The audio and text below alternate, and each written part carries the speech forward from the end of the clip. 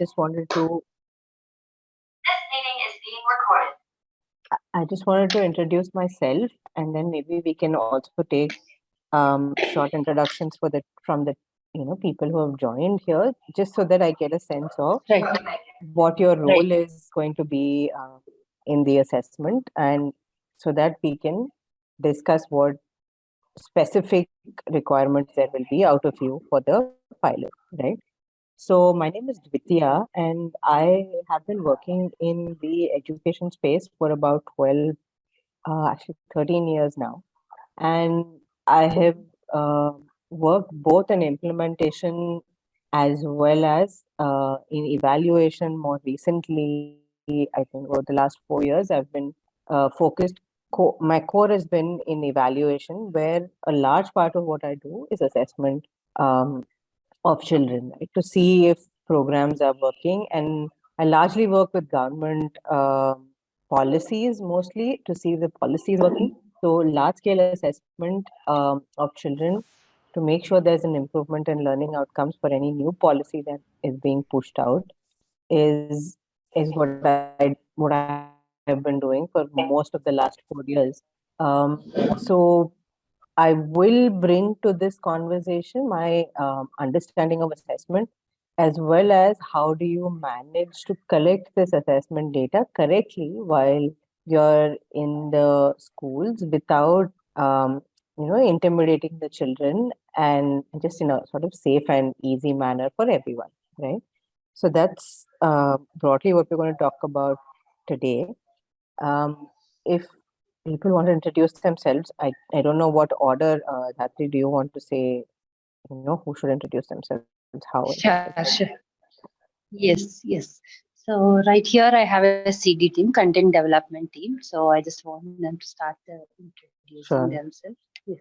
Yeah, Vijayan. Yes, yes. Yeah, I am Vijayendra Bhatt. I am from the content development team. I am mainly observer for this particular process. Thank you.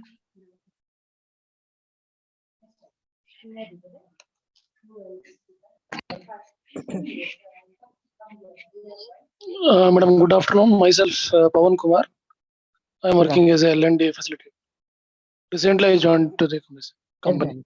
Okay. Myself, Sharmakayam. I'm working as a L&D team. All right.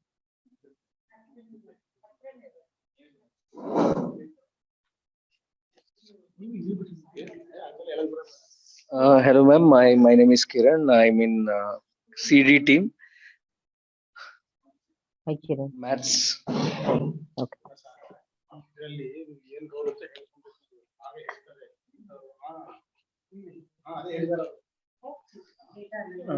Good evening, ma'am. Myself, Manjunath, in CD team, Max Department. Good evening. So mostly we have all math team members and as well as L&D members here. Okay. They are the part of design. Right. Yeah. Hello. I think I've spoken to some of So them. they are the part of all the content of experiential learning content what we design in house. They are the part of the design. Okay. And the trainings what we do to teachers as well as for mentors, right? Mm-hmm. So they design the program entirely, and they also facilitate along with the other members, other team members. Like there are L&D members, learning and development team member. They also part of creation and mainly into a facilitation. And also I have a field team there out. They'll introduce themselves again. Sure. So they're also part of design to some extent, and also they are largely part of facilitating the training sessions. And day to day they'll be meeting teachers and they'll be visiting schools on different programs which we are running. Right. Okay. So yeah. So I have a couple of people. Please do introduce yourself. Hi, this is Mispa here. Hi. I work as a part of the English team, and I'm an associate facilitator from the L&D.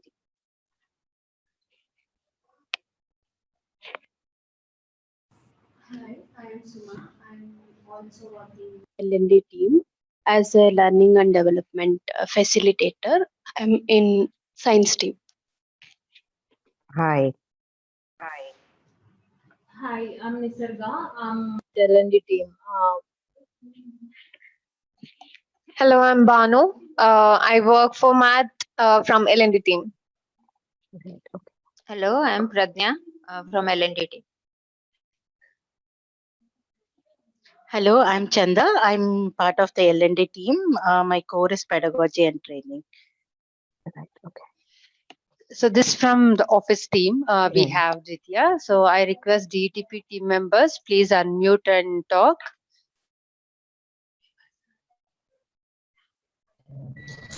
Hi, this is Ganga from DTP team. Hello. Hello. Hello, Yes, this is Asha, Asha. please go ahead. Hi, Dwitiya. I'm Asha. I'm working in a DTP team. Thank you. And this is a project implementation team. DTP is a Right. project implementation team. We work in a field. Okay. So, yeah, thank you. Right.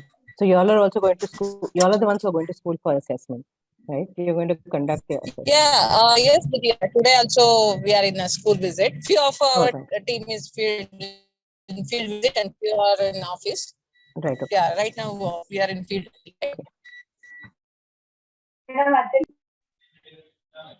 Good afternoon, all. Good afternoon, Dwitiya. This Good is afternoon. Hamsa. I'm from DTP team. Hi, ma'am. This is Ravina from DTP. Hi. Hello, all. This is Pooja from DTP team. Hi all, this is Brenda from DETP team. My core subject is science and I'll be looking forward to understand how DSAS will be going on. And since we are the we are the implementers and we definitely have so many doubts. Maybe we'll be asking you a lot of things. We are seeking for more information. Thank you, Dwitiya. Doubts are always welcome.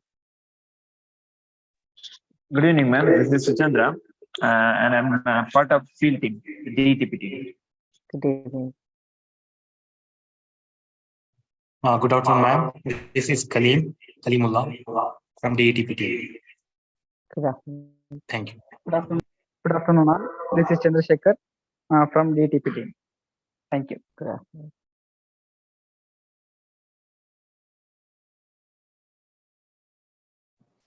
Hello, hey, hi, Dwitiya. My name is Ravindra. I'm also from DTP team. Thank you. Right.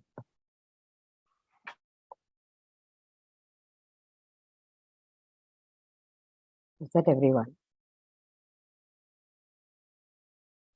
Yes, this is from DTP team. I think everybody is done, right? Yes, everybody is done with you. Okay, wonderful.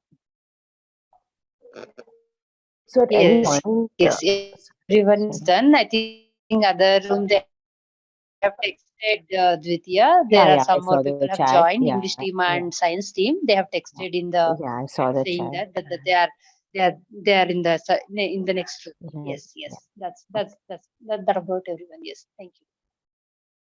Okay, wonderful.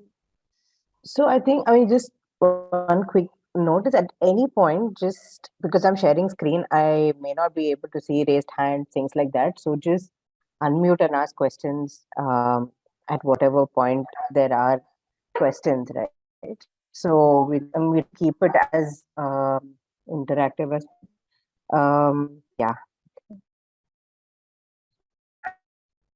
Right. So you may have probably already seen this. This is a slide that I have lifted entirely from a presentation that that Dhatri shared with me. In terms of what? Sorry, did someone say something? Yeah, we can see. Okay. Yes. Yeah.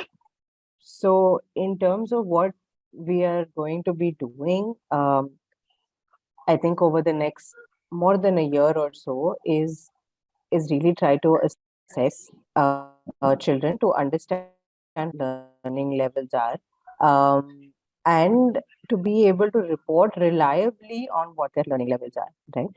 So at the moment, the place that we are at is we have come up with a pilot instrument that is based largely on large-scale assessments that have been asked for these age groups.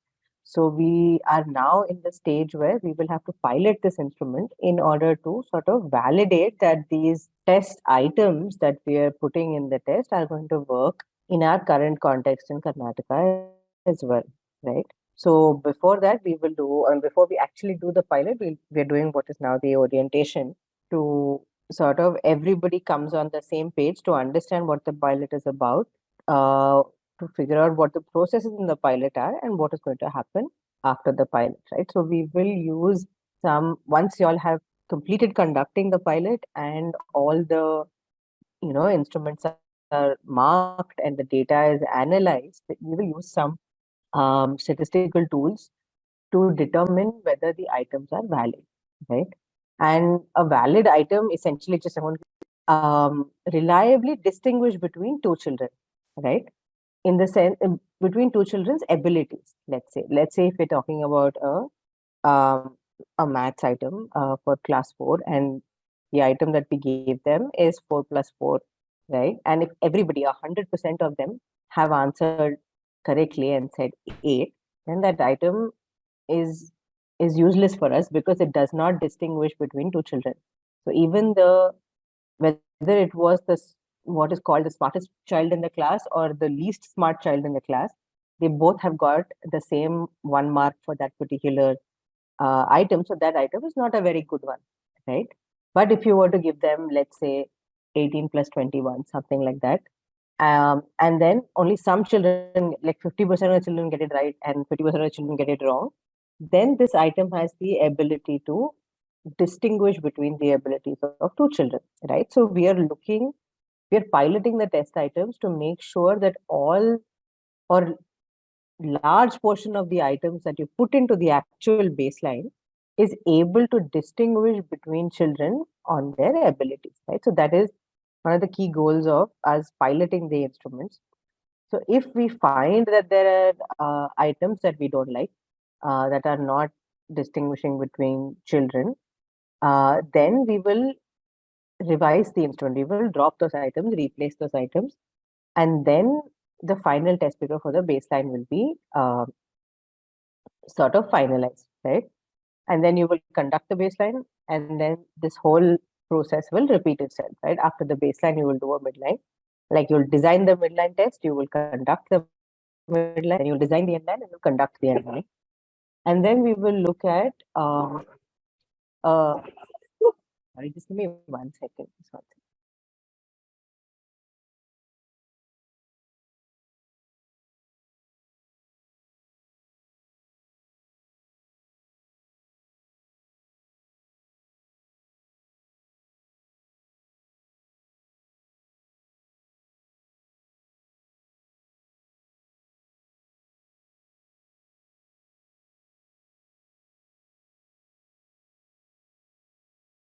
Sorry.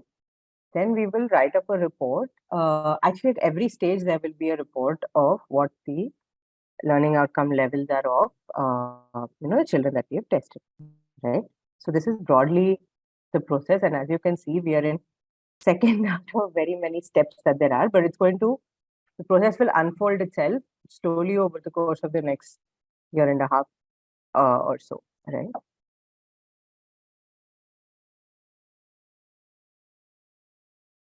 Right. Like I was already saying, there are two key goals of the pilot. One is to validate and finalize the test items for the baseline, which I've already discussed what kind of items we want to keep.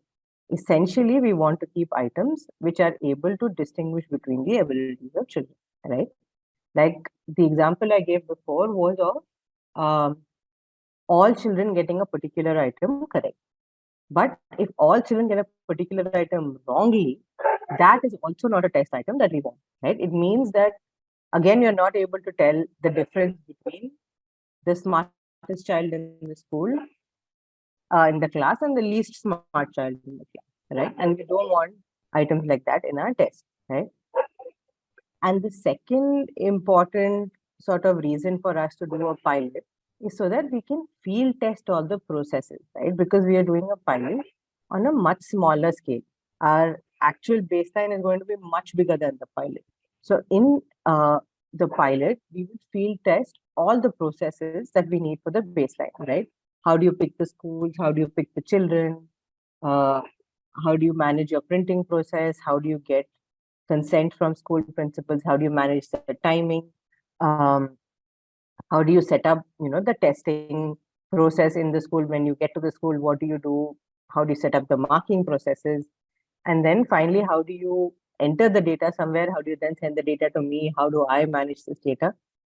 And how much time does all of this take for us? So we are this is like a dry run of what is going to be a much bigger process when your baseline comes. So right now, we will try to see what are all the places in which we are encountering roadblocks, or we are getting into some trouble, and we will try to smoothen all of that out before we go into the large scale sort of baseline, right? So these are really the two key reasons why we're doing this pilot exercise, right?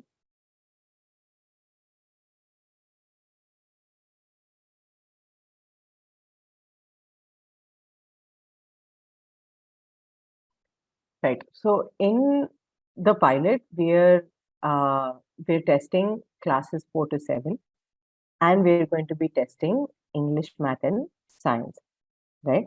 So what will happen is that when you go to school, these are the only classes that we will sort of be dealing with directly, and this is because of your program and the classes that it deals with, right? So this is what we will be starting with, classes 4 to 7, English, Math, and Science, right? And so in terms of processes, I'm just going to, I think, share high level what we recommend are things that you do as part of any school level testing process.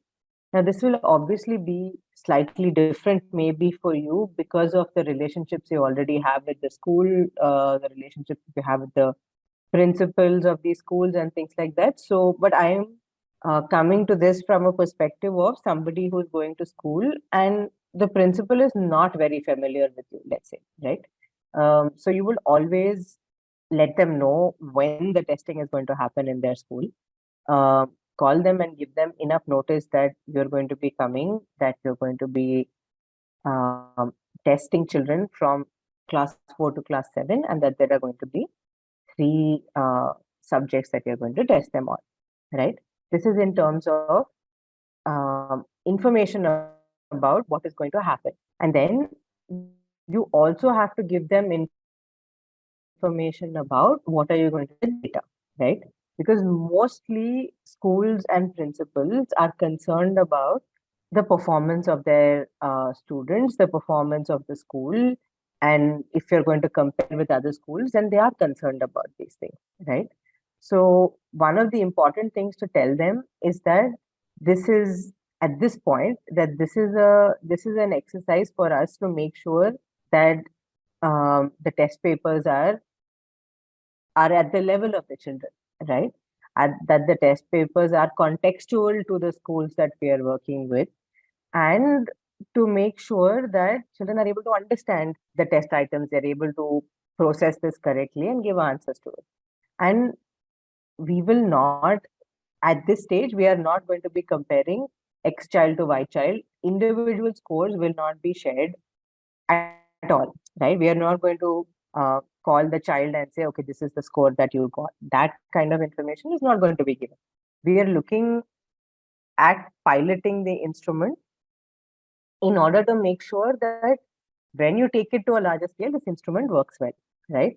So all of the data that is being collected at the pilot, we may, if the school wants, then maybe we can share some aggregate information with them about what was the average percentage of average score in math, average score in science, average score in English, something like that, right?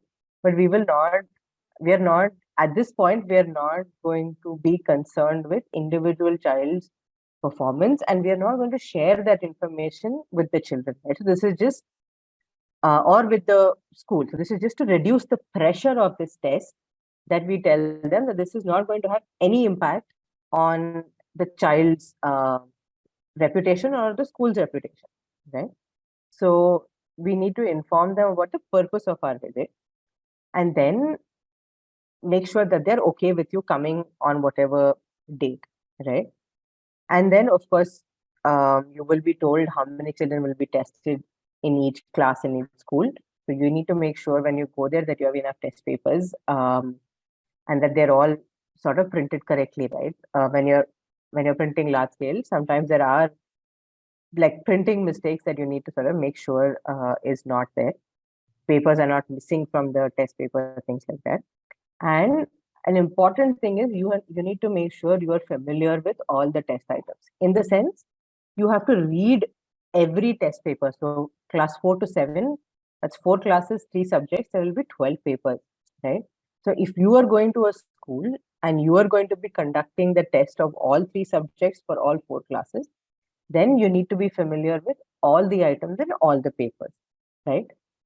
Because this has happened to me in the past with the field teams that we've had, that they're not fully comfortable. I mean, they don't know all the items, because in a written test, you give the test paper to a child and they have to fill and give it back to you, right? So you think there is nothing I have to do. And as a result, people have been unfamiliar with the test items. And you will find it's very common that when you go to the school, the principal or the teacher in that class may say, "Can I see the paper?" Right? And when they take the paper from you, and if they ask you, what does this question mean? Let's say there's a mistake in our paper, okay? Or there's something the teacher doesn't understand. I says, what does this mean? And if you are not able to convey it correctly to them, then the impression that they have of you is completely like spoiled, right? So we need to always make sure that we are familiar with every test item that we are responsible for conducting, right? And always have a book with you to write down anything, right? And this is sort of a mistake that I make all the time, is I think, okay, I'm going to remember, right? I will remember that in this school, I encountered this problem, right? But invariably, after you've done like 1 week of fieldwork, you cannot remember what happened in what school, right? And especially because we are doing a pilot, it is really important to remember which processes worked, which processes didn't work. Because when we do the baseline, you all are most likely going to be master trainers, right? You are going to do the training, manage all the people who are going to do this large scale baseline. So you need to be very clear on what has worked and what has not worked, so that we can tweak our processes correctly for the baseline, right? Are there any questions up to this point?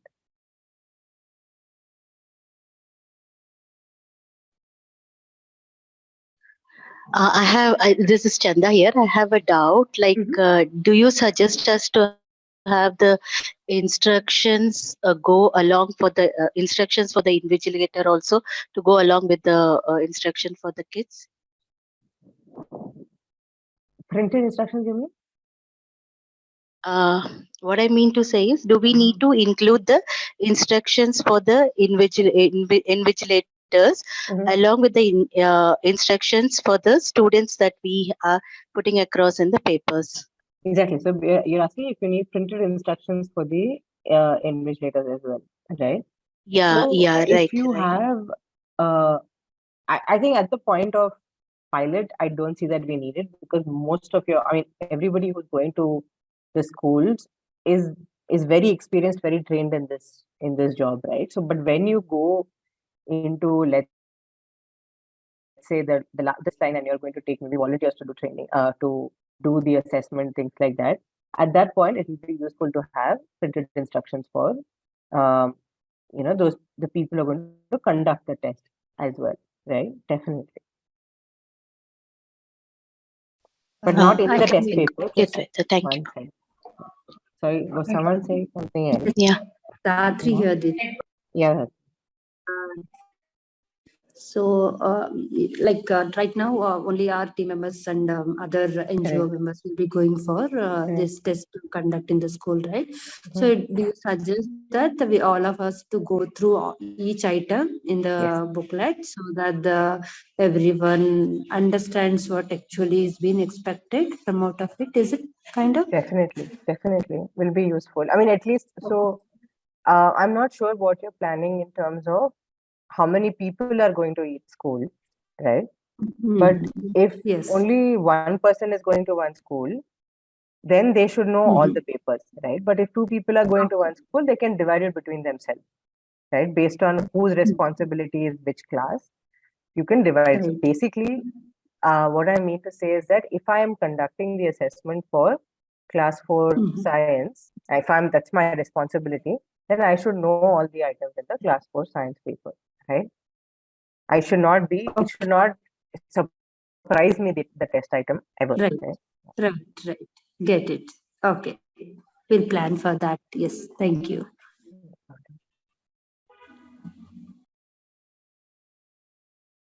Right. So once you do get to the school, even if you're very, very familiar with the school and the teachers of the specific classes, if you already know them because you're running a program, things like that, the protocol would be that you first inform the principal that you arrived and that you're going to, and ask them to tell the teachers that you're going to be testing the class, which classes and what subjects, right? So in many cases, it does happen that you are already comfortable with the teachers and you can go approach them directly. But just to keep things sort of uniform, also because we are thinking about what processes to put in place so that the baseline, large scale baseline goes off smoothly, the protocol should always be to ask for consent from the principal first. If the principal is not there that day, there must be some kind of in charge who is looking after that day. Then we take consent from them, we tell them we are going to be testing these classes, these subjects, and ask them, the principal, to tell the teachers that this is going to happen and introduce you to them and say, okay, let them, give them the time that they need to do the test, right? At this point, in the pilot, I think you're not testing all the children in the class, right? There's a certain selection process that needs to happen to decide which children will take the test, right? So if there's a class of 20 children, for example, and we are only going to be testing 4 of them, right? Or we want to select either, I don't know, Dhatri, you'll have to correct me actually, I'm not very clear if you're testing 4 children, all 3 subjects, or 12 children, separate subjects. Have we decided that yet? Not yet decided, but we feel that the 4 children for each subject, maybe we get more diversity. Right. So that's what we were discussing in the last meeting as well. Right. So what do you suggest, Dwitiya? Is that fine if you go for 4 students per each subject? Yeah, that's in a fine. school? Yeah. Yes. Okay, then we will keep it that. So if we do Yes. 4 children for each subject, that means you need 12 children from each class, right? Each class, yes. Yeah. And if you were to ask the teacher, I need 12 children, quite likely you will get the smartest children in the class, right? Because no matter what you tell the teachers, they want their children to perform well on this test. Like our brains are conditioned to think that if there's a test, then you have to do well, right? So they will send you the smartest children in the class if you were to ask the teacher to choose the children. Typically, what we do when we are not testing every child in the class is go by attendance register, right? And in most of the states that I have worked in, attendance register is alphabetical, and as a result, no way connected to your academic performance, right? So if I want 12 children, I will just pull the first 12 children from the first 12 children who are present from the attendance register, because you'll also be able to tell from register if the child is there today or not, right? So if I want 12 children, I will just pick the first 12 from the register, right? The only thing to make sure here is that sometimes in some schools, the girls and boys are arranged sequentially, like it's first all girls, then all boys, and something like that. So just make sure that you have both girls and boys in the mix. It doesn't have to be that if I want 12, I want exactly 6 girls and 6 boys, but I just need that there are some girls and there are some boys as well, right? So the the thumb rule should be that I will try to take the first 12 present children from the attendance register and test them. And if it is not working for whatever reason, then you randomly pick 12 children from the attendance register and make sure you have boys and girls.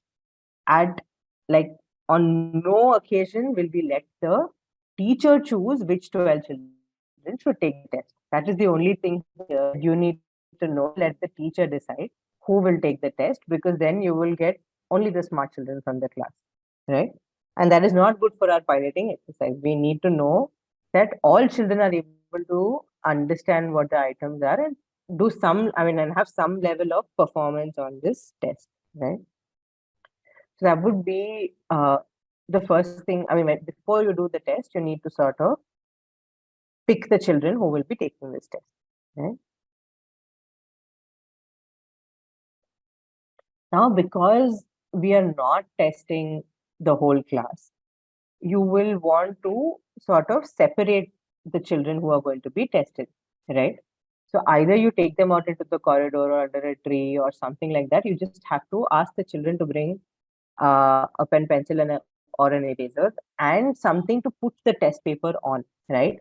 Whether it's a writing pad or a big textbook or something like that, because you will be giving them a test paper, right?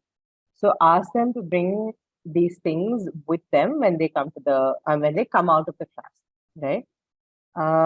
And you have to find a place for them to sit, because at least for the next 30 minutes or so, they need to be comfortable there, right? So you cannot take them into the hot sun or into a space that's going to be really loud, or things like that. Maybe you take them to a library or a lab or something, whatever, based on the circumstances of the school, whatever space that you have, you will take them somewhere outside the classroom to make them sit down, right? And the other thing to notice, to pay attention to, is that make sure you have 30 clear minutes, right? In the sense, don't start too close to a break, right? Because you don't want children to be writing the test when the break starts. You want to give, I've said 30 minutes here, but I would say 40, 45 minutes at least, because you have to distribute the papers, you have to give them instructions, and then you have to tell them, you have to give them 30 minutes to write the test. Then you have to collect back the papers, you have to assemble the papers. All of this has to be done. So make sure you have at least 45 minutes before any break is going to come, right? Because if a lunch break starts or a short break starts or something, then all your processes will get disrupted and the children will be distracted, right? So you want to make sure that you have that much time before you start testing the children, right? And the final thing to do before they start testing is to give the children the test paper and ask them to write their personal details on it, right? I'll just show you in the next slide what details are there in the form, but make sure that they are writing their details. They can write in whatever language they're comfortable with. It's not important that they write it in English. Just make sure you're able to read, right? Because you will have to then, in the process of digitizing this data, you will have to translate into English, right? So just make sure you are able to read and understand what this child is writing, right? So the slide that you can see here, they have to write their name, their father's name, which class they are in, what school they are in, and what is their gender, right? So this student ID column is for us, is not to be filled by the child. If you don't tell them anything, they'll end up writing their roll number. It happens many, many times that you'll get this thing filled with the children writing their roll number, right? Because they're used to writing these things in test papers. So we need them to write only name, father's name, class, school name, and gender, right? And if you're seeing that they're not able to write their own name or their father's name, then you can go and write it for them in the test paper directly, right? Because because we just want information. This is not part of the test, so it's not important for us to know whether they are able to write their name and father's name or not, right? But make sure that this entire section is filled before children start writing, start attempting the test, right? Because this is important for us. And student ID is something that we will be creating as a way to identify the children, because once all the data has come, we will remove their names from the analysis, because we are not analyzing this data on individual child level, right? We will analyze maximum at school level. So we will remove the names of the children from our analysis, but we still want to identify each child uniquely. So we will have a student ID, right? So I will, and this is the reason why we are collecting name and father's name, because typically we will create a student ID, which is a combination of the first two letters of the names, first two letters of the father's name, things like that, which I'll tell you in detail later. But just to know that student ID is only for us, and the children don't need to fill it, right? And they can fill this particular section in whatever language they want. And the school name also, if they're writing it differently, it's fine, right? We need to be able to identify which school it is. So when you bundle all the papers together, if you just write on top what the school name is, then you know that all these papers have come from this particular school, right? So I think that's sufficient. We just need to be able to identify each paper to each child, right? And then if you've seen the test paper, there are also these instructions on how to answer the question, right?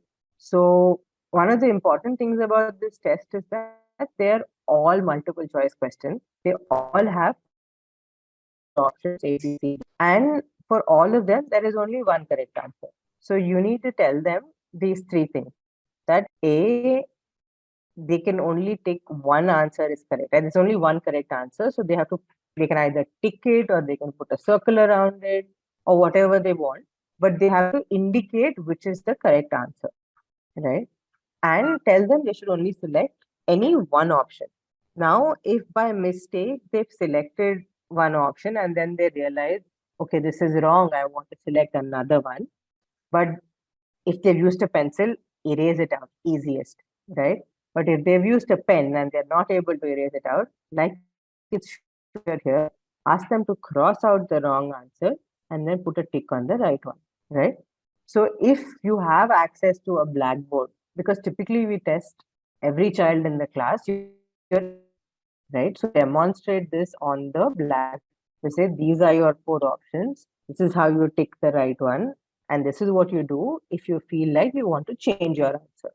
Right? But given that you don't have, you may not always have a blackboard in a situation where you're pulling the children out of the class, then just hold the paper up, hold up the answer sheet and show them how to mark right or wrong. Right? So keep one demo test paper for yourself, right? So which you will use for demonstration in every class, right? So just to tell them how to mark the correct answer, right? Are there any questions here? This is important actually. It's clear, right? Dwitiya, what will be the medium of instruction that we should prefer? Whatever is the medium instruction of the school, right? So the papers are in English and Kannada, but if you're going to a Kannada medium school, testing will be in Kannada. What about English? English will happen in English. In English itself. Yeah. Can we use bilingual? How do you test English and Kannada? No, while instructing the children. Oh, when you're talking to the children, you talk to them in whatever language they understand. Yeah. That is totally fine. No. So even if it's a English medium school and you think the children understand Kannada better, give instructions in Kannada. That's fine. That's not a problem. Okay. The goal is that they should understand. Yeah. Thank you. Vidya Dhatriya. So when we go there, like when we pull children writing, right? Like typically, how long will it take for the instructions? Like 30 minutes is definitely for writing the items.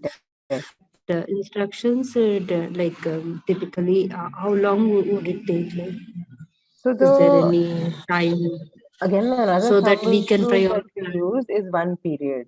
So periods are typically 40 minutes long. Okay. Are they 40 minutes also in the school you're going to be in? What is the length of the period? In Brinda, can you confirm that? It's 40 minutes. 40 minutes. Okay. So, 40 minutes. so typically we say 5 minutes in the beginning, 5 minutes in the end, right? Is what the person who's conducting the assessment, that's the time they have to do everything else. You give the child 30 minutes, right? So in the first 5 minutes, you give them the papers, and you essentially the only thing you have to tell them is how to take the answer. Right? That's the only instruction that they need to know. After that, they are on their own because these are fully written tests, right? And then you take the last 5 minutes to collect it back. And when you're collecting the test papers back, you make sure that name, father's name, all of this is filled in and there are no blanks there, right? That's the before you let the children go, you just make sure that that is filled in all the test papers, right? So one period essentially So for do one you have subject any should work. suggestion? Oh, okay, get it. Do you have any suggestion regarding like the ratio of invigilator and a student, like a 20:1 or something like that, which typically works better? So for whole class testing, we use two invigilators to a classroom. Right? So Per that class could be, sorry? Per class strength, Yeah, so that usually strength could be between 22, sometimes more than 40, 45 children, right? Okay. But it's typically 2 people to 1 classroom, mostly because you want one person standing in front of the class giving instructions and the other person sort of doing the distribution of the papers, making sure that names are written, things like that. So one person will be standing at the head of the class throughout the test, and the other person is who is doing the classroom management, right? Who is making sure that whatever it is, children are not copying, they're not talking, all of these things. And the person who's standing in front is only to answer doubts, right? If the question about, I don't understand this this test item, then the person who's in front will respond to those questions, right? So that's how we kind of divide. But I think for the purpose of pilot, you are probably okay with 1 person for every 12 children. I don't think that should matter so much. Okay. Okay. So, when child says like I'm not able to understand a specific question, is that answering to the same child, or it's the group instruction? It has to be given to the entire you class. answer to It's that like particular 1-to-1, right? Yeah. Particular child. Okay, when I say 30 minutes, yeah, I get it. Yes, thank you. So 30 minutes, when I say 30 minutes to answering the items, is this like because our items there are papers with the 15 and there are up to 20, right? Like in between 16, 17 different items we have, number of items. So for up to 20 items, is the same 30 minutes? Yeah. Okay. So essentially, what will happen in my experience, what happens is that children will go through they know, right? They will, because all the items are there, they will quickly answer the ones that they know, and then they will sit on the ones that they need to figure out, right? That is typically what happens, especially with the older children. They actually at some point decide, I am done, right? It has happened in very rare cases in my experience that children have wanted more time to answer the paper. Mostly they are done before the 30 minutes and they're waiting to give it to you, right? Because children are very clear when they don't know something, especially when it's not a high stakes test, right? When it's not annual exam, that kind of thing. They know that there is not so much pressure. So they'll be very clear with you about, okay, I am done, right?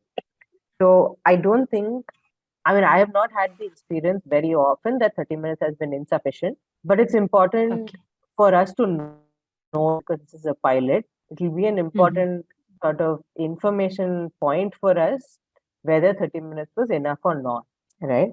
Because if it was not, then we need to pay attention to this in the baseline. Yeah? Okay, okay, okay. Good. Thank you. Yeah, Sorry. 1 minute. So this four means 3 subjects for students we are selecting, no? Mhm. At a time we are giving the distributing the question paper. How is that? Yeah, I think in terms of logistics for the school and logistics for you, I think pull out all of them, pull out all the 12 from the class and give them all the papers at the same time. In a sense, each of them will get a different paper, right? Like 4 of them will get maths, 4 will get science, 4 will get English. So just make them sit in 3 rows and give them, or I mean, conduct all the tests at the same time. That is the easiest for what problem what we thought is like if they have any questions Mhm. to any particular questions, one the invigilator 1 or 2 if it is there, so it will be difficult for them to this one answer to that queries.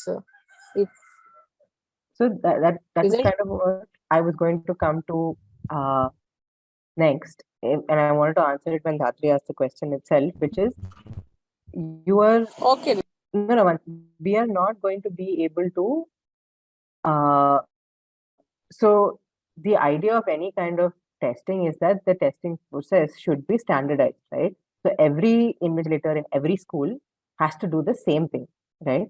And we are never going to be able to standardize this if we allow the invigilators to explain the items to the students, right? So the only thing that you're supposed to say to the child when they tell you, I don't understand this item, is you read it, you read the options, and whatever you think is the right answer, you put a tick on it. That's all you can tell them in terms of explaining the test item, right? We are not going to explain the item anymore to the child, because I will not be able to ensure that what Bhatri is doing is the same as what Pooja is doing, is the same as what Bharati is doing. I will never be able to ensure that when you're in different schools, right? And we don't want that children from the school that Dhatri went to got more support than the children from the school that Pooja went to, right? And which means that the performance on the test will be different. So we don't want any of those problems in our in the way that we look at the data, right? So every time a child comes to you or raises their hand and says, Madam, I don't understand this item, the only thing you will tell them is you read it and you read the options. Whichever you think is the right option, you put a tick on it. That is the only explanation we are allowed to give them. If they say, I still don't understand it, then say it's no problem, leave it and move on to the next one, right? So we cannot get into trying to simplify, explain the test items to the children at all. That is outside the scope of what you're supposed to do when we are on the field, right? Does that make sense to everyone? Yes, yes, yes, yes, yes. Thank you, Dwitiya. No problem. What's another question? Someone else is saying something.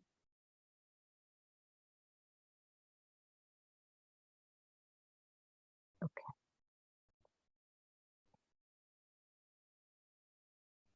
Right. Essentially, so we're doing classes 4 to 7, English, science, and math.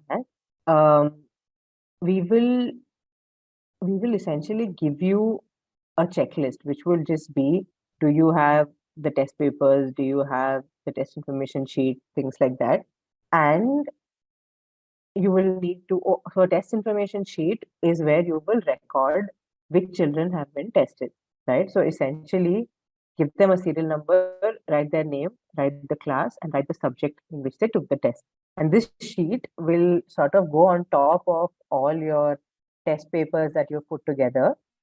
And when you're entering data, both the scores and the test information sheet has to be digitized, right? So that I know when I receive the data, I know which child has got what score.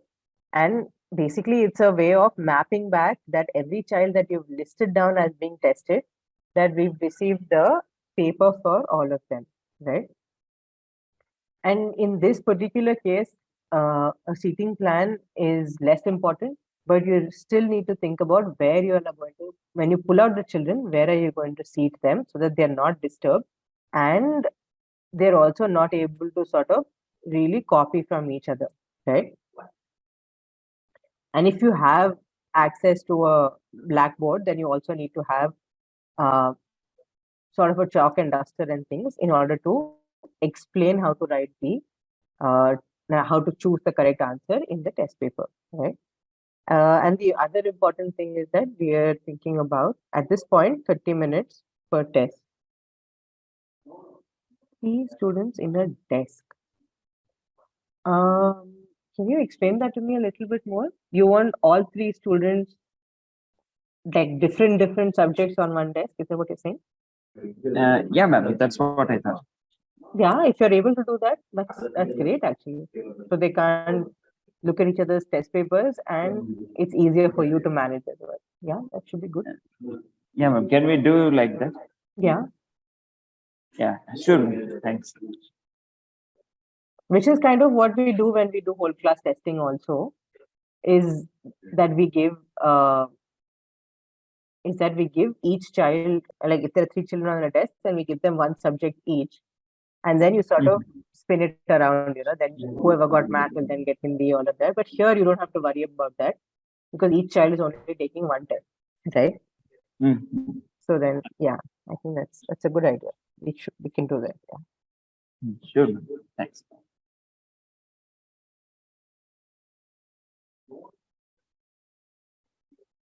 Sorry. Right. So this is sort of the additional protocols we need to think about. Even though you have given consent, you've asked for consent from the principal, you've asked for consent from the teacher, and everybody has been informed about, what is happening, you need to also separately inform the children, right? This is just to put them at ease because there are very few children who like to be tested, right? So they are going to be slightly apprehensive, not sure what, they have not studied for this test. They don't know what is going to be asked in the test, what the syllabus is. They don't know any of these things. So they are going to be a little bit worried, especially because these are slightly older children, right? So they know that if you don't do well in a test, then all kinds of people are going to shout at you, right? So you need to give them an introduction of, or just an overview of why we're doing the testing, and to tell them we will not be sharing your individual scores with your teachers. And this is more about like overall performance of the test paper than it is about individual performance of the child. So there is not going to be any impact on your on your life as such of how you take this test, right? That needs to be made clear to them. And then you tell them, okay, we are going to start the test at whatever 11 o'clock. We'll finish at 11:30, just so they're aware that this is going to take 30 minutes. If at all you find that children are still writing after the 30 minutes are over, we just let them write, right? We are not, this is not like our exams normally are about 2 things, right? Our exams are about how well do you know the content and how fast are you able to answer the content, right? Because which is why we typically exams have a time limit to say you can only take 2 hours to answer this. But we, as part of this assessment exercise, are not interested in how fast can you answer the test paper, right? So if a particular child or particular children are taking longer than 30 minutes and are still attempting, right? If they're just sitting with the paper because they have not answered enough and they don't want to give it to you, then you'll be able to tell, right? But if they're still attempting a particular question, if someone's doing some calculation in a math problem, let them finish it, right? So it's not so important for us that 30 minutes is exactly 30 minutes. Allowing a child an opportunity to answer is more important, right? We will not get angry, scold the children for no reason, even if they're copying, if they're trying to help each other, whatever may be the reason, we will not get annoyed with the children in any way. And it is not our job to help the children with the test, right? So very often I have found when field teams do this. And I also feel sometimes the urge to do it, right? Because I feel like if I give this child a small hint, they're very close to the answer, they will get the answer, right? Why should they get a 0 when they can get this 1 if I can give them a small hint, right? That urge for us to help the child perform better in the test, we need to really sort of push that urge down, because this is not, it's not about these individual children getting 90 in the test, So don't try to help the children. If they don't know it, then we know that we need to design the test paper better, right? If most children are not able to answer, then we know we have to design the test paper better. And it does not mean that these children are not smart, right? And again, like I said, do not explain the question to the children or read out the question to the children, right? Because what we're doing in a written test is two things. We're testing their ability to read, and we're testing their ability to answer whatever is the question that is being asked out of them, right? So, for example, if there is a word problem in mathematics, you want that they're able to read that much Kannada, they're able to understand that much Kannada to figure out what is the math problem that they have to solve, and then they have the mathematical ability to solve the math problem, right? So we are testing all of these things. So if you read the question out to them, that means you're removing one of these things from the test, right? You're removing their ability to read from the test, and you're only testing mathematical ability. But you want that a class 6 child is able to read and able to understand Kannada at the level that is required out of them to answer that math problem, right? So which is why I was saying we will not explain the question. We won't even read out the question to the children unless it's specifically indicated in the test paper that you have to read this out, right? I think in a very specific cases, it says, let's say there's a comprehension passage you have to read out. In very specific instances, it will say on the paper, please read out the paragraph. Otherwise, you will not read anything out to the child, right? And best to not use your phone for whatever reason during the assessment, right? Because we are very particular about not taking pictures of children, not seeing, we don't want their faces when they're being tested, we don't want their faces in photos, things like that, right? So just stay away from the phone and focus on what is happening in the class. And like I said before, it's very important to make sure that first section is filled by the children, right? Name, father's name, gender, and class needs to be filled in. If not, ask them when you're taking the papers back and fill it in there.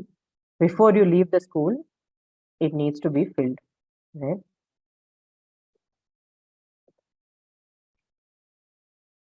Are there any questions now? So if I understand, like until unless there is an instructions to read out, we are not supposed to be reading, right? Like child read and then try to attempt the item, right? Like correct. Like the only in English I could see some of the items where the teacher reads some of the alphabets, and then the child identify the sound, and then he marks the right answer. So apart from that, I don't see anywhere in It's the present items where there is something like yeah, right. Right. So I mean, this is mostly you suggest because that we're not supposed to be reading for the correct. children, right? Yeah. And this is because they're testing class 4 onward. Right. So the expectation right is that by class 3, children are able to read, like they have letter recognition, word recognition enough so that they can process language at their level, right? I'm sure it's not 100%. I'm sure some children will struggle to read the text items, but we want to know this as well, right? And if you look at even the math papers, for example, there are some items which require no reading. There will just be 16 plus 14 numbers, right? Yeah. So, and if you're able to see that the child can do this, but as soon as you put the same thing in a word problem, they're not able to do, then you're able to understand that reading is the issue and not mathematical ability, right? Yes. So, in order for us to be able to understand that, you should not read the question, because if you read the question, then we can't distinguish these two things, right? Yes. Thank you. No problem. Yeah, I mean, and I think this is probably something that you all are all very familiar with, something that you do all the time because you'll work with children, very often. But as far as possible, we don't touch the children in any way, right? Whether it is out of love or out of anger, it's best to not physically touch the children because you don't know which child is going to become uncomfortable by you touching them. When you're pulling the children out of the class, make sure you're taking them somewhere where people can see you, where there is light, right? We don't want corridors, dark corridors, like if dingy labs, things like that. You want people to be able to see you and for children to feel comfortable in whichever space you're taking them. We don't take photos of students.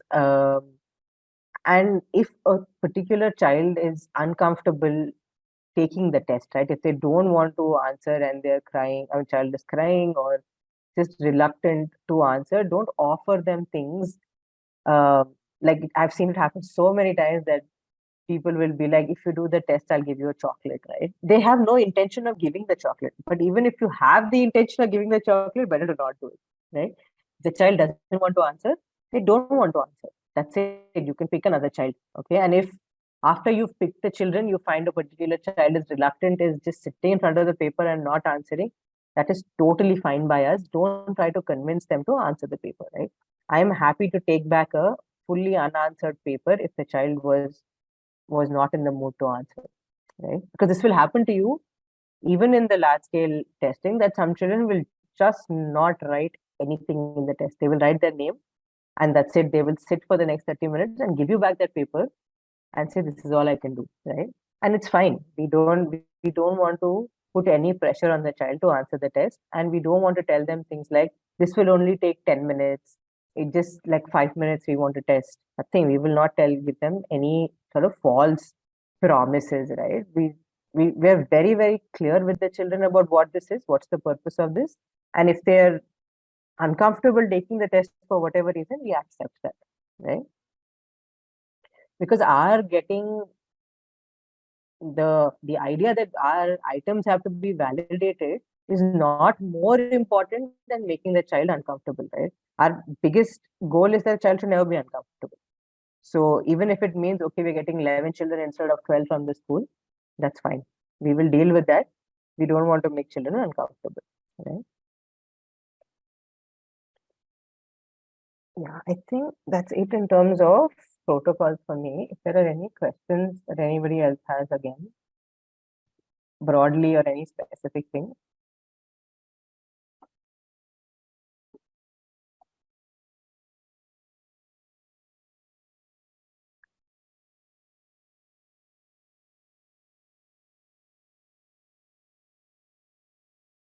Should we look through, we have about an hour left. Should we look through the test items individually? What have they already been shared? Papers already been shared that day. What is the status currently? We just showed, we had a day before yesterday, like we had a meeting. So I just showed some of the items, but we have not shared with everyone as like, so that's the reason I asked you in starting with the meeting that everyone we should know the answers. I mean to say the items. I was not sure whether I have to share with everyone. So yeah, before they go to the school, everyone should be familiar.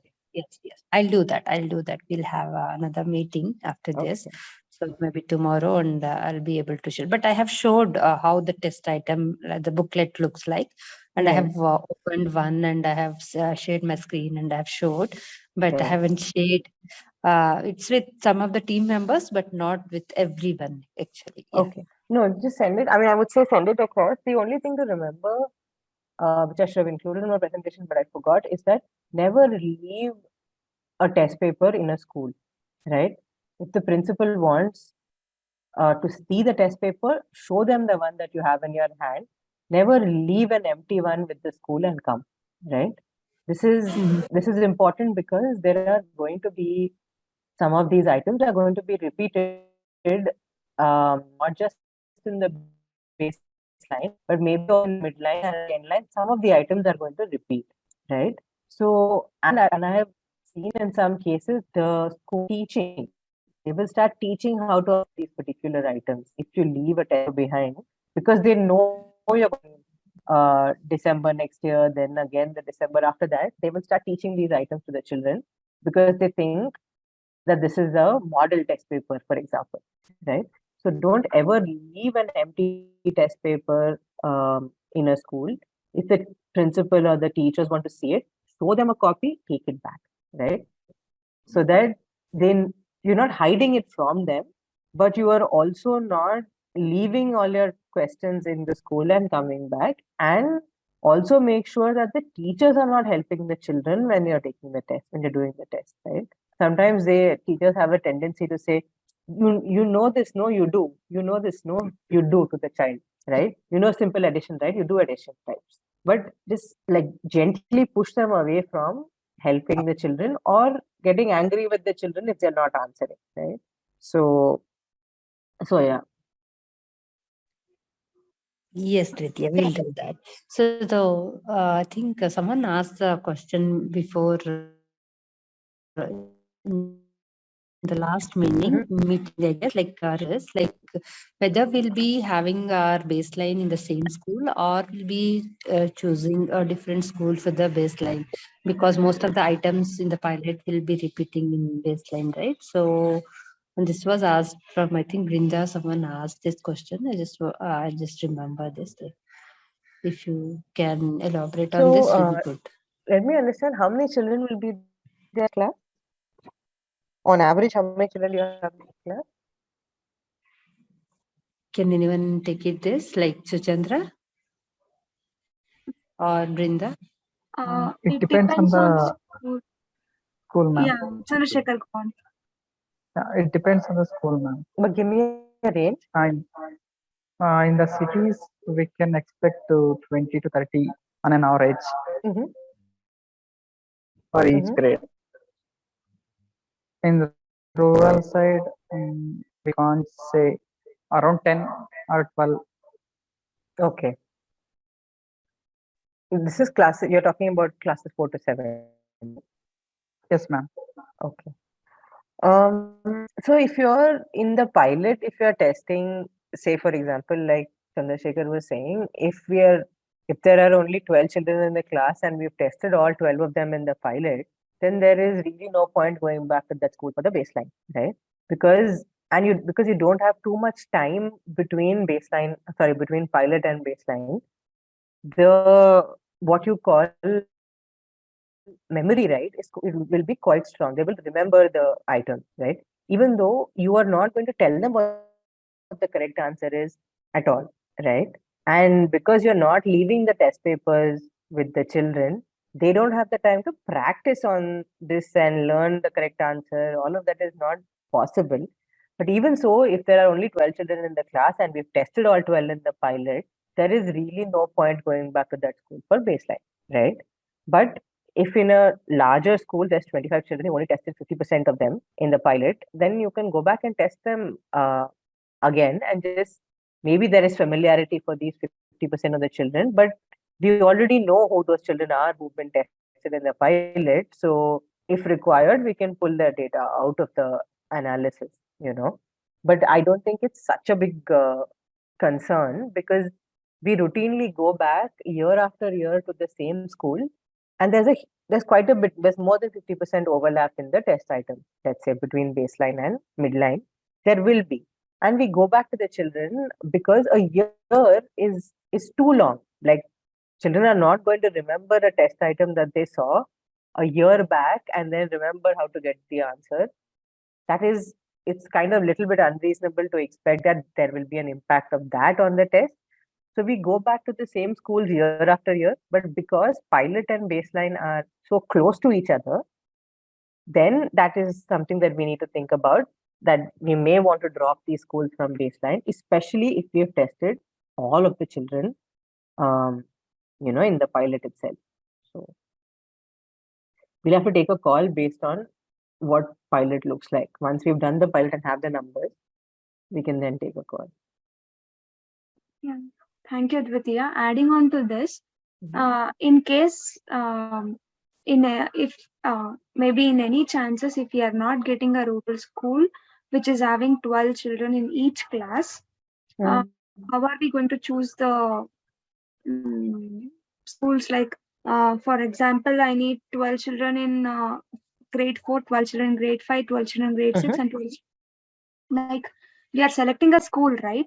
If I'm not able to find 12 children in class 4 so that I can make all the three give a test in all three subjects, then what are we supposed to do?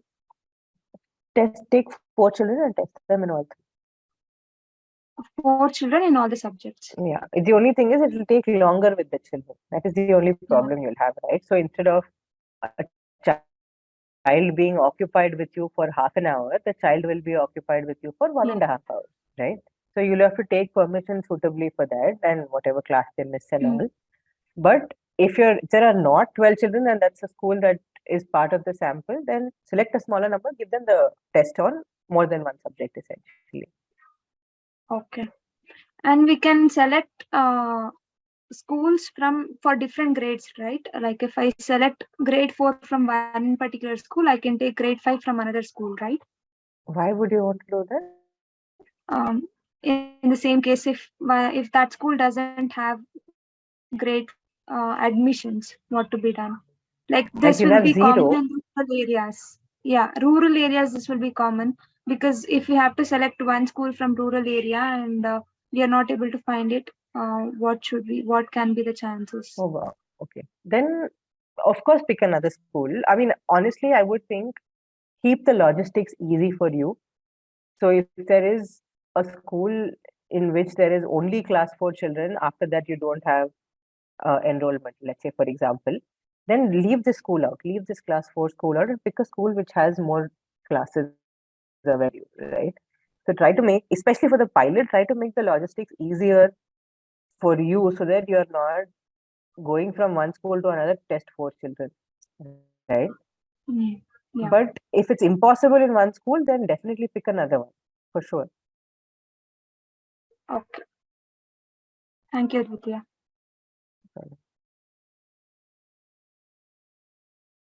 And there was one more discussion that was going on within ourselves. This was a confusion. I want you to help us get a clarification. Now, since we are taking it is around 1.5 year survey, right? Like the baseline will be in July and the midline will be in December and the end line will go to the next January. Yeah. So it will be 1.5 year journey, right? Correct. So are we assessing the age group or are we assessing the children? Are we assessing? My question was like if the child, when I started the baseline, the child is in class 5, but when I go for the end line, he or she will be in grade 6. So that particular child will not be taking grade 5 question paper, right? So are we going on individual survey or are we going for age group survey? That's such an important question and very well articulated by you. So we are testing cohort, right? So what is the class 4 performance of any random class 4 child, right? Not X child who is in class 4 right now. And I am not going to be seeing how this child is growing from class 4 to class 5 to class 6, right? So none of the analysis will be done on individual child level. We will do analysis at class level, at maybe school level, and if you want slightly higher, then block, etc. But no analysis will be done on a child level, at child level, right? So I am not tracking how is X child's performance improving over the years. I am trying to see what is the class 4 child performing like now and what are they performing like a year after this, right? That is how it will be analyzed. Okay, thank you. One more, Dwitiya, to this question only. Especially this is a class 4, so this is a cohort study what you said, and then we have concentrated on 4th to 7th grade. Correct. And then the child this time, the child is, if the child is in a 3rd grade, and next time, so this child will go to 4th grade. And that for a 3rd grade child, we have not given any this one. Okay, we have not given any trainings. Correct. Yeah, but the child will come to 4th grade, and then we are going to assess that child. So you're Did you get talking my about point? baseline in June, right? Let's think about baseline in June at this point. Okay. So baseline in June will be Especially for done the 4th grade. Yeah, I understand what you're saying. So baseline in June will be done for class 4 children who have just come into class 4. As a result, who have received no inputs from you yet. That's what you're saying, right? Isn't that the concern? Yeah. So when we are trying to map it back to, so there are two things. There is what is this child's level right now, and then there is the mapping it back to what is the impact of the program on the cohort's learning outcome, right? So these are two sort of distinct things that the test will measure. So for those class 4 children who are just coming into the program, this is a 0 input baseline, right? But for class 5 children, this is I have received 1 year input. At that level, you're testing them, right? So ideally, we wanted to do the baseline before anybody received any inputs. But as things have turned out, we have now had a sort of 6 months of implementation or more than that already, after which we are going to be doing the baseline. So we will take into consideration the fact that a class 4 has received no inputs, and in December 2023, when we do the test, then you say this cohort has received 6 months of inputs, as opposed to the class 5 cohort, which has received 1.5 years of inputs, right? So that will be taken into account when you're trying to analyze what is the impact of the program on their outcomes. But just to see what is the level of the child, for a class 4 child, it is baseline, right? So it's unimportant for that particular metric. It's not very important whether they got inputs or not from you, because they've received input from the school, right? So a certain level that's expected of a class 4 child, irrespective of whether your program exists or not, right? And that's what we're trying to capture in the baseline. Got so I didn't know. So like I was connecting between even a pilot and baseline. So then this is entirely different. This is pilot and baseline will not be compared at all. Yeah, got it. So in baseline will be like a 0. So before inputs. So then midline and late line will be like so after 6 or after 12 inputs, isn't it? Right. Yeah, thanks, Dwitiya.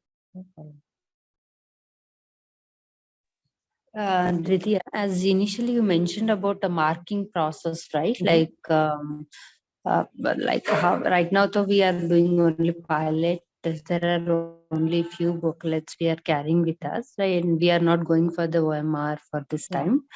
So is there any table or a column which we have to be mentioning on the facing sheet for the invigilator to fill in or the evaluator to fill in, right? Like, do you have any suggestion for that? If you have any template or so, how do you plan to do the scoring? In the sense,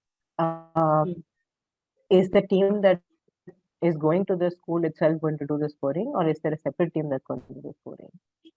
The team which will come back and then we will do the scoring. Actually, we will pack everything and come back and we'll sit back and do the scoring. That planning yes, Dwitiya. So I will share a sheet, right, in which essentially there will be one row for each child. Okay, and all you will have to do is enter the option that the child has selected into this sheet. Okay. I'm not going to be asking you to do the actual scoring at all. Like, I don't want 1-0 total score. All of that I don't need, right? So because we are trying to, if in the baseline you decide to do go down the OMR road, then I want that this template should still work for you at that stage, right? So essentially, for each question, you will just enter the option that the child has selected and send me that Excel file, and then I will do the scoring. I mean, all of that will happen on software. Okay. Right. In that case, directly we can enter, we can take the booklet and then directly That's it. enter in Excel. Yeah, that's all needs to be done. Okay, okay. Because I find That that we've tried both options and giving and having the invigilator score, then I find that someone needs to check that, right? You then have to check, you have to develop an answer key, then you have to check against whether they have, scored correctly and then tally it up. And it requires an entire process that is that just like it's not very smart in terms of time efficiency. So we just you just give me the options, enter the option the child is selected, and if even within your organization, if you can have somebody randomly check 10% of it, right?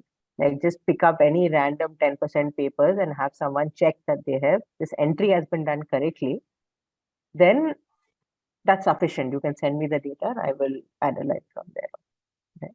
Okay, okay.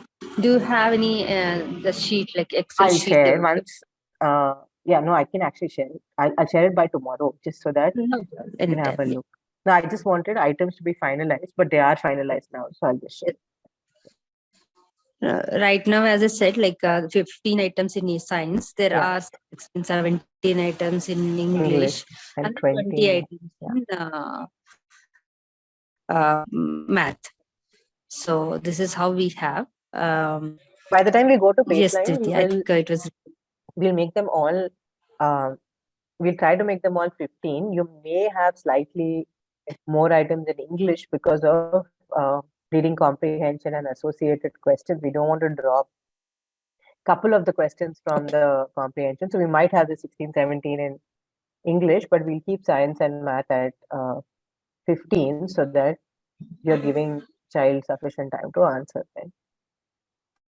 Okay, okay, okay. Sure.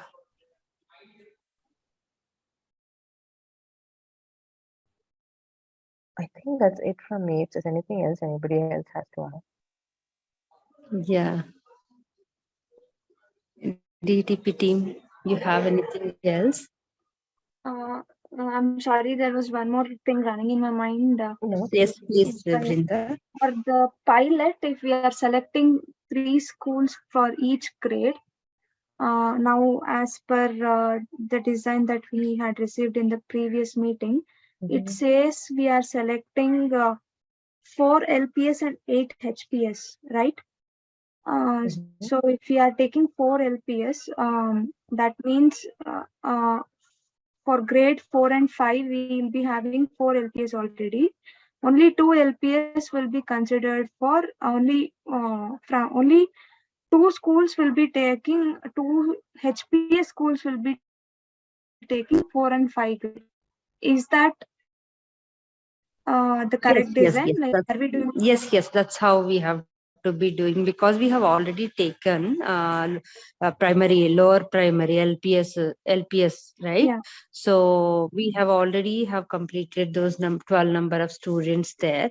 In higher primary, only couple of schools will consider the 4th and 5th, and the rest of the schools will be considering the 6th and 7th. Okay. That's right, Brinda. That right. Means that only one school will require all 4, 5, 6, 7 grades. Yes. Is that number been decided? Ravindra is there. If he can give an input on that. What number, Datri? So high school, primary, lower primary, and higher primary. Have you already decided that? So from each block, which school are we visiting, right? Yes. Yeah. So we have not yet finalized. So we are working on that. Okay. Then that's fine, no problem. Thank you.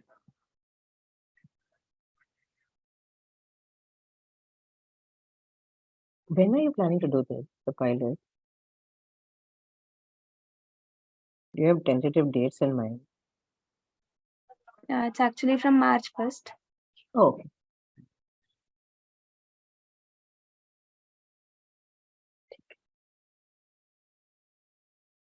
Is there anything else? Anybody else wants to?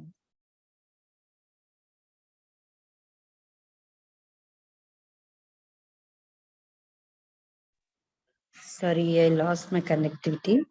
Hope I was audible. No, I didn't hear what you said.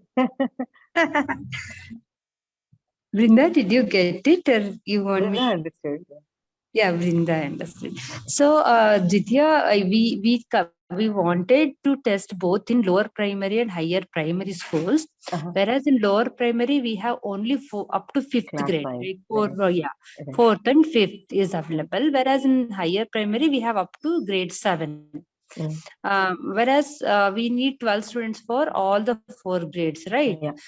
So if I am considering a lower primary 2 schools, then 4 schools from higher primary, for instance, I'm taking. So then 2 higher primary, I'm not considering 4th and 5th grade because I have already got the data from the lower primary. Yeah. That's totally fine. At this point, it's totally fine. Yes. For baseline, obviously, we'll test everybody. So Yes, because we wanted to cover some of the lower primary schools also. The reason is in the lower primary schools, there'll be only one teacher. Mostly one teacher, she'll be handling all the subjects and all the grades actually. Whereas in higher primary, there'll be 2-3 teachers available for them to take. One teacher can take science and the other one language. The one math kind of, but whereas in lower primary there'll be only one teacher will be having covering all the subjects. So and you are working with both these kinds of schools, right? You all are training teachers in both kinds of schools. Yes, that's the reason we want to have at least 1 or 2 schools from their lower primary as well to have a more diversity. That's it. Yeah, that's good. It's a good design. Yes. I just saw that there is a comment from Suma in the chat, which I didn't notice before. Can I say 12 students in a class, 6 students take math in pilots, 7 students. So in to answer your question, Suma, in the baseline, you want all children to do all tests, right? Pilot is because we are only validating the instrument. We don't need all children to do all tests, but in the baseline, I want, if you're going to a school, then all the children in that class will take all 3 tests, right? Because I want to see the program that you all are doing is on all 3 subjects, right? So you want to see if there's an impact on all 3 subjects. So in the from baseline onwards, once a school is part of the sample, the children will be tested on all subjects. So we cannot do, we can't really go back to a school where everybody has been tested in the pilot. We can't go back in the next 2 months and do a baseline there again. Doesn't make sense. Right? Okay, thank you. So for same student, we will be doing 3. We will be giving baseline onwards. Yeah. Baseline, midline, endline. Same child. I mean, all children will take all subjects. Okay, thank you.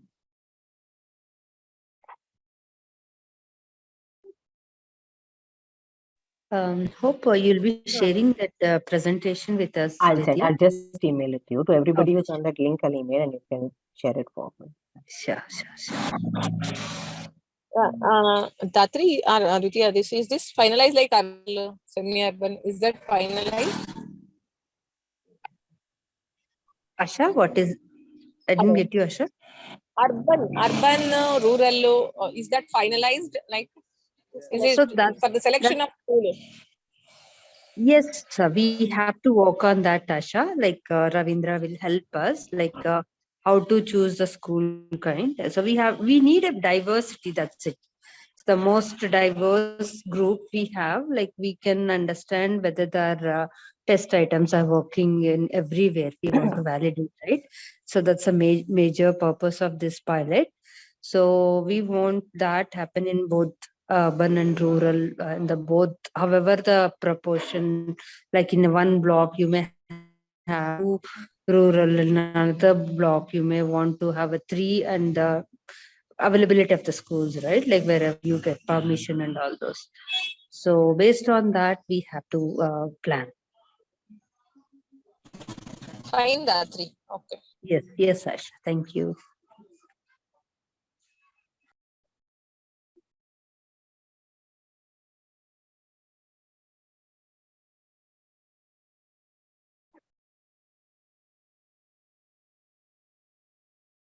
I So think we're done also. No? I think yeah, but I think we're okay also then. yes.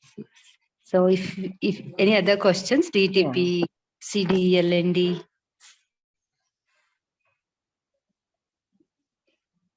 Can I hear from you all? If no questions, then No we can questions, close the ma'am. meeting. No, ma'am, questions nothing from our us. end.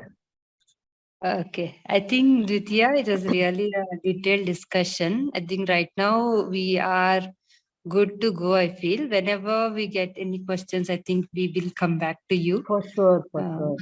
Call me if there's anything or email, whatever. But yeah, I'm traveling Thursday onwards till the 4th of March, but I'm in India, so available on phone at all points. Call me if there's anything, or I should be able to respond to email as well. I'll send you the presentation today as well. Okay. Mostly I'll text you. We have a lot of information. We need those Excel sheet, and this deck will help us. And we have anyhow recorded the session. I think we can go back and we can listen again. Yes. Sure. Okay. Thank you so much. Thanks Thank you, so much, Dwitiya. everybody. Thank you. Good luck. Thank you. Bye-bye. Thank you all. Thank you, ma'am. Thank you, ma'am. Thank you all. Thank you.